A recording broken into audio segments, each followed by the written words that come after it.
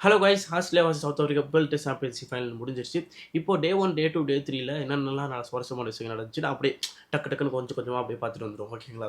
First விஷயம், Temba Bavuma toss ஜெயிச்சு bowling choose பண்ணார். அது எவ்வளோ பெரிய விஷயமா இருந்துச்சுன்றது மேட்சை பார்த்து நமக்கு தெரியும். ஓகே, ஃபஸ்ட்டு இன்னிங்ஸ் பொறுத்த வரைக்கும் சவுத் ஆஃப்ரிக்காவாக இருக்கட்டும், ஆஸ்திரேலியா இருக்கட்டும், ரெண்டு பேருமே வந்து 50-50% வந்து இருந்தாங்க.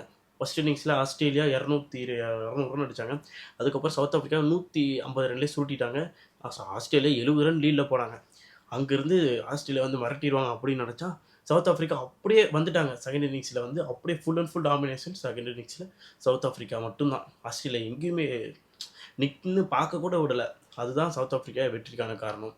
ஃபஸ்ட் இன்னிங்ஸ் முழுக்க முழுக்க ஈவனாக இருந்துச்சு.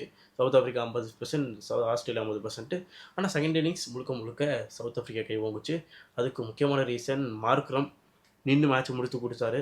ஆரம்பத்துலேருந்து ஃபினிஷிங் வரைக்கும் நின்று மேட்ச்சை முடிச்சு கொடுத்தாரு. 136 ரன். என்ன ஃபினிஷிங் ஷாட் அடிக்க முடியல. கடைசியில் 6 ரன் இருக்கும்போது அவுட் ஆகிட்டு போனார். ஓகே, ஃபஸ்ட் இன்னிங்ஸில் ரபாடா 5 விக்கெட் ஸ்பெல் வந்து தரம் இருந்துச்சு. அதே மாதிரி செகண்ட் இன்னிங்ஸ்லையும் 4 விக்கெட் ஸ்பெல்லை போட்டு 9 விக்கெட் டோட்டலாக போட்டு சவுத் ஆஃப்ரிக்கா வெற்றி பாதை கூட்டிகிட்டு போயிருக்காரு. ஆஸ்திரேலியா பொறுத்த வரைக்கும் பாசிட்டிவாக பண்ணது ஸ்மித் வந்து நல்லா பேட்டிங்கில் ஃபஸ்ட் இன்னிங்ஸில் சூப்பராக பண்ணார். வெப்ஸ்டர் ஃபஸ்ட் இன்னிங்ஸில் சூப்பராக பண்ணார். பேட் கமிச்சு ஃபஸ்ட் இன்னிங்ஸில் பவுலிங் சூப்பராக போட்டார். செகண்ட் இன்னிங்ஸில் பேட்டர்ஸ் யாருமே கான்ட்ரிபியூட் பண்ணாதது தான் சவுத் ஆஃப்ரிக்கா பண்ண பெரிய மிஸ்டேக்.